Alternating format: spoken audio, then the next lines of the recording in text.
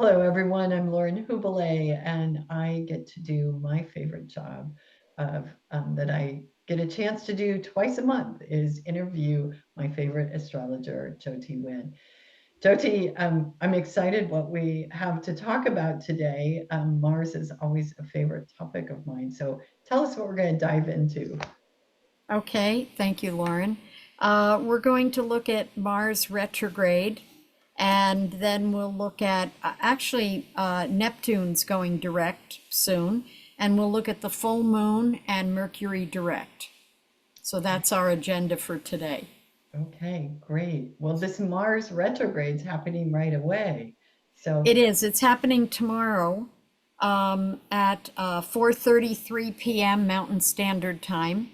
Mars is in Leo at about 6 degrees. It's been at that degree for a little bit here. And so it's going to go retrograde and until February 25th. So that's a big chunk of time.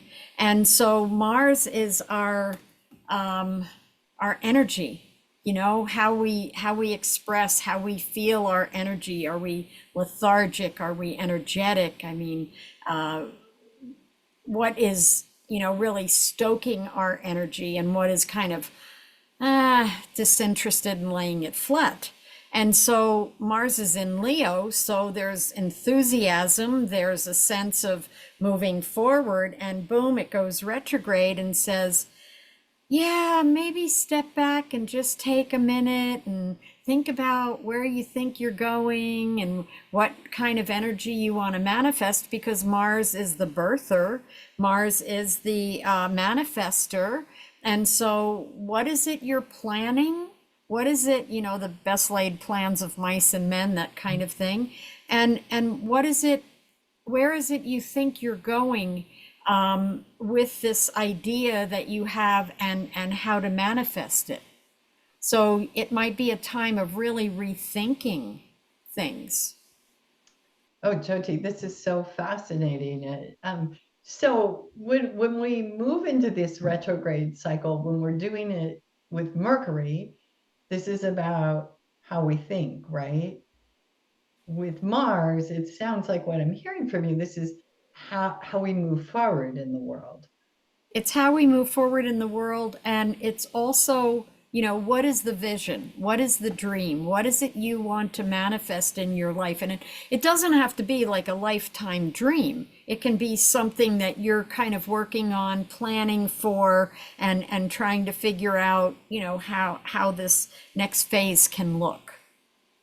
So might we have, leading up to this, kind of these ideas coming in and we're trying to take shape, and then all of a sudden with this retrograde period, we kind of have an energy to pull back and reconsider? And to sit with. Hmm. Yeah, and plus for 9 days with Mars going retrograde tomorrow, and then Mercury going direct on the 18th, 15th, we have 9 days where they're both retrograde together, which is like having a conjunction when planets are retrograde together. So it's like having Mercury and Mars conjunct, even though they're not, they're in different signs. And so it's giving us real pause to look at what is the next step. Where am I going? What am I thinking? What am I planning? What am I looking at for, my future or down the road? What do I want my life to look like? So as I'm listening to you, I'm also, of course, reflecting on my own experience of this time. But what I'm trying to get clear on is it doesn't feel like we lose our traction. It feels just like a pause. Uh, That's a hard question to answer, because I think it would be different for each person. Okay. Because when I'm looking at this Mars retrograde in Leo, it's going to retrograde back into Cancer. And Mars in Cancer is a little lethargic. Mars in Cancer goes, I just want to lay on the couch and eat chocolates and watch movies. That's more Piscean, but still Cancerian water has those traits. And so It's kind of like, all right, I'm just gonna hang out and see what shows up. And in a way, that's the perfect approach Yeah. with Mars in Cancer, you know? And then it'll come back through Leo again when it goes direct after February 25th, moving through the, ends of Cancer and or the second half of Cancer and re-entering Leo, which I did not track. So I will look at that because when Mars does re-enter Leo, we will have impetus to really move. Okay, that sounds like So, that's an important time to know about. uh, yes, it is roughly the 19th of April. Okay, okay. So we've got a good bunch of months here, like maybe 5 months of reshifting, excuse me, replanning, rethinking, reworking where we think we're going.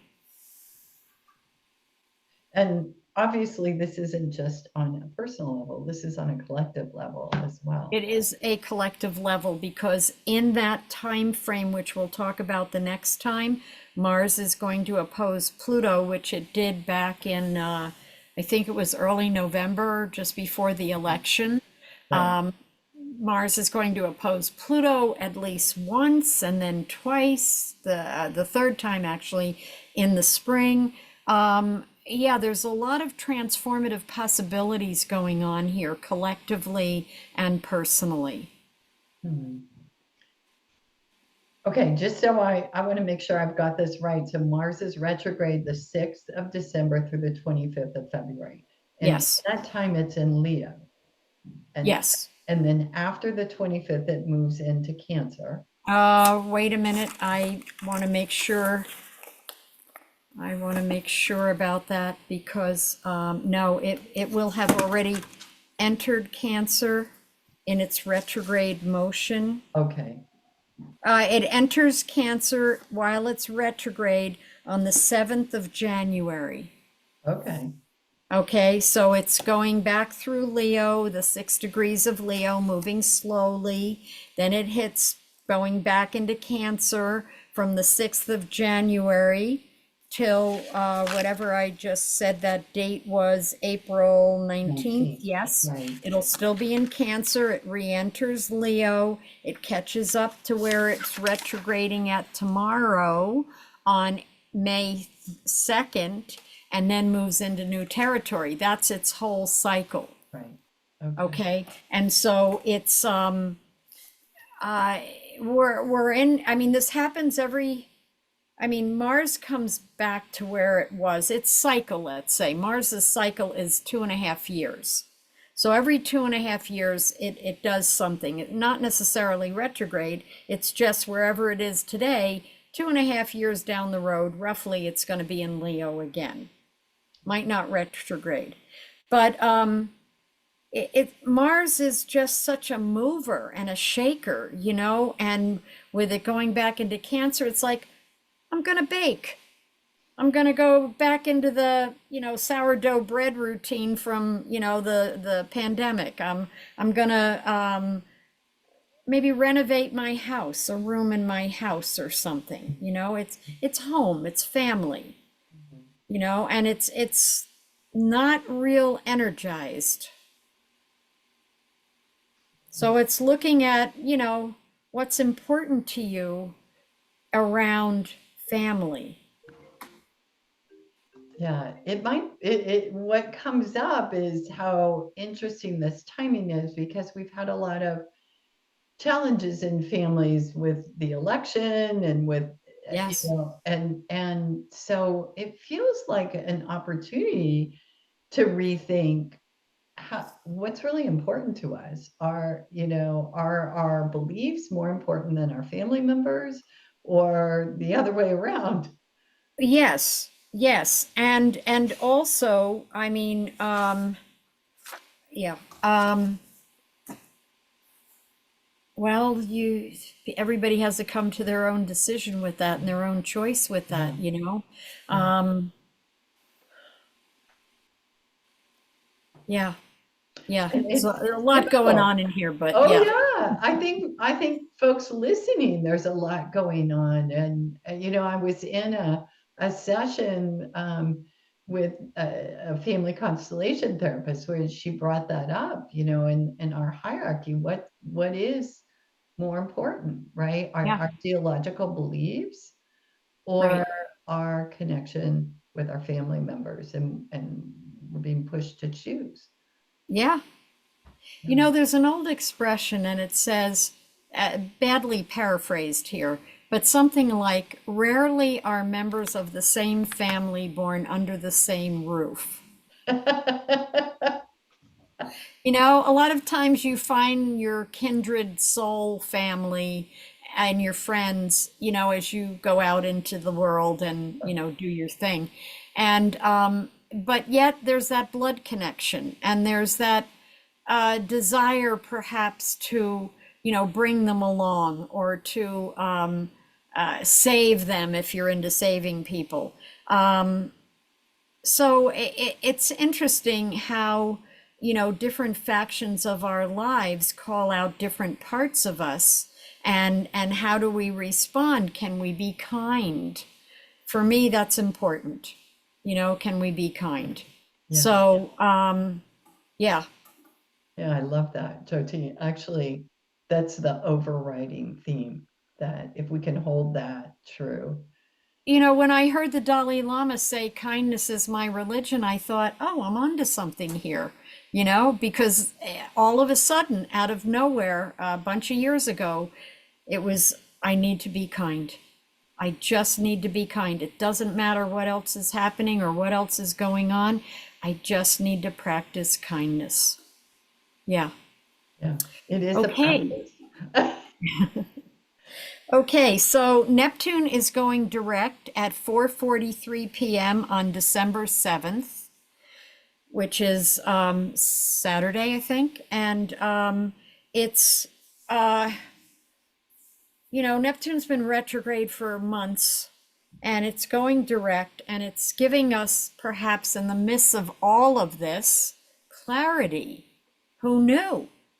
Because Neptune creates a veil, Right. an illusion, and then rents the veil to give you clarity. Well, in a sense, Saturday, Neptune is going to rent the veil and show you the illusion of the past 4 or 5 or 6 months and say, hey, time to look at things more clearly, or a time to desire to see more clearly.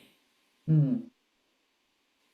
And Neptune stationing, so it's been, let's say, the past 5 days and maybe 5 days after Saturday. That's all the epitome of Neptune energy while Mars is going retrograde and Mercury is getting ready to go direct. So, clarity, Okay. kindness, clarity, these are good terms. They are. They are. I Yes. think we can all carry those along through this period. I So, mean, December 7th, Saturday, is an intense day with Neptune going direct. The Sun is opposing Jupiter and Venus is conjuncting Pluto. Venus will just move into Aquarius and be right with Pluto, mm, same couple hours. And so Venus on Pluto, Venus together with Pluto is really about transformation in the way you handle yourself, the way you see yourself. And, it has to do with self-love. It has to do with your sense of direction. Where are you going? What's shifting and changing? And, but it's a very transformative day, and not negative or positive, just transformative. You yeah. might have a realization about something that you had never really entertained before, you know? And self-love is part of it. Yeah, important. And then we have the full moon on December 15th, the same day that Mercury goes direct. So the full moon is at 2:02 a.m. And Mercury goes direct. What time does Mercury go direct that day? It goes direct at 1:56 p.m. Mountain Standard Time. So the full moon is there early in the morning, and then about almost like 11 hours later, Mercury goes direct. So the full moon itself is the sun in Sag with the moon in Gemini. Full moon, sun and moon are opposite, and they both square Neptune. And Neptune has just recently gone direct. And so it's pushing us to see things clearly. It's pushing us to look at, what are your spiritual beliefs? Are they the same as they've always been, or are they shifting and changing? Because like anything else, everything changes. And you might think, well, this is how I've developed over my adult time frame, and this is what I pay a lot of attention to, and this is my spiritual path. And it's like, you might find yourself tweaking with it a little bit. Yeah, Jyoti, as I'm listening to you, the word alignment comes up. That it's just Yeah. a good opportunity to kind of bring those things into alignment. Yeah, yeah, it is. It's kind of pushing it. And we're getting closer to the Jupiter-Saturn square, which I'll talk about in our next podcast. But Jupiter is squaring Saturn, but not exactly. So Jupiter square Saturn to me is thick and thin. Things flow, you've got to flow, and then all of a sudden it's real skinny. And then all of a sudden it's thick again and things are moving, and it's like just pacing yourself. But we'll talk about that the next time. But in this full moon chart, Mars is opposing Pluto. It's come off its exact, it's moving back, it's moving back to its exact degree of direct opposition as we go into the new year. But it's still within orb, still within 5 degrees. Mars opposing Pluto and Venus. And so some challenges here for this next moon phase about the feminine and masculine, within a person, and how they express themselves creatively. And the note I mentioned, it really wants you to examine, like Mars retrograde, examine the dreams of moving forward, what's viable and what isn't. Sounds very practical. Yeah, well, Mars is, because it's the lifestyle and the not so much the lifestyle as the energy, the vitality, and the learning curve here of this new full moon is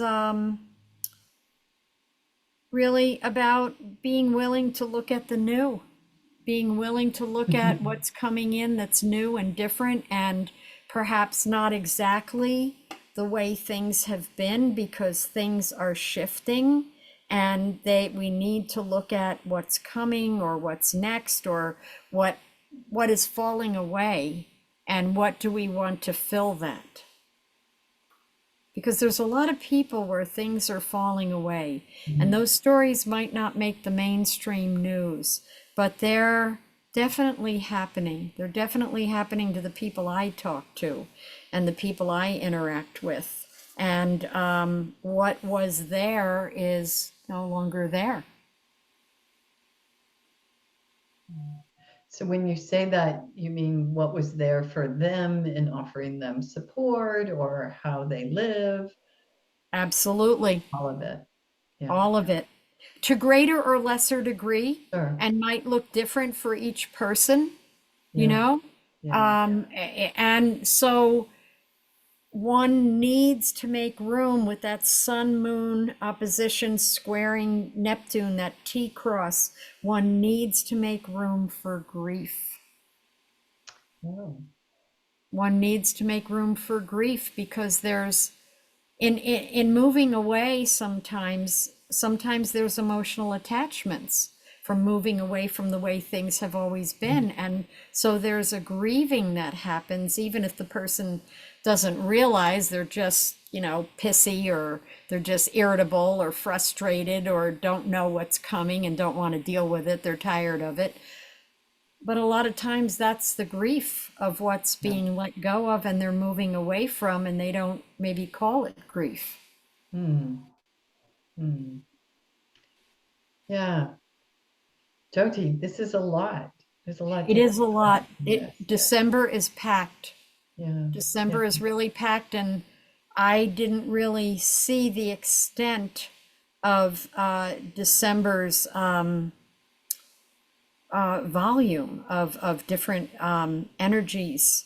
I was more concerned with, the eclipses in early fall, and then the election with the Mars Yeah. Pluto in November, and then Pluto going into Aquarius the third week of November, and here we are landing in December, and I'm thinking, well, maybe this isn't so big, but it's big. Yeah. Yeah. Yeah.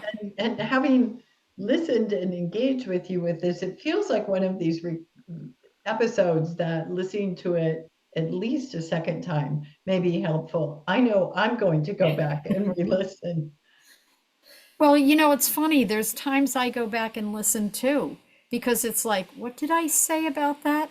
What was I intuiting at that time that maybe I kind of lost track of, or I'm not thinking about then? Yeah, it's funny. I go back and listen to them as well. Yeah, that is funny. And I like to listen to him about a week out. And so I can kind of take a high view over what has already happened and then just a reminder of what's coming. Right. Yeah. Yeah. Yeah. Anything else today, Jyoti? No, that's it. That's a Okay. lot. It is a lot. And thank you. Thank you for walking us through this and really helping us reconcile with the changes that are coming forward in this current time. Yeah. Yeah. Yeah. Thanks, Jyoti. You're welcome.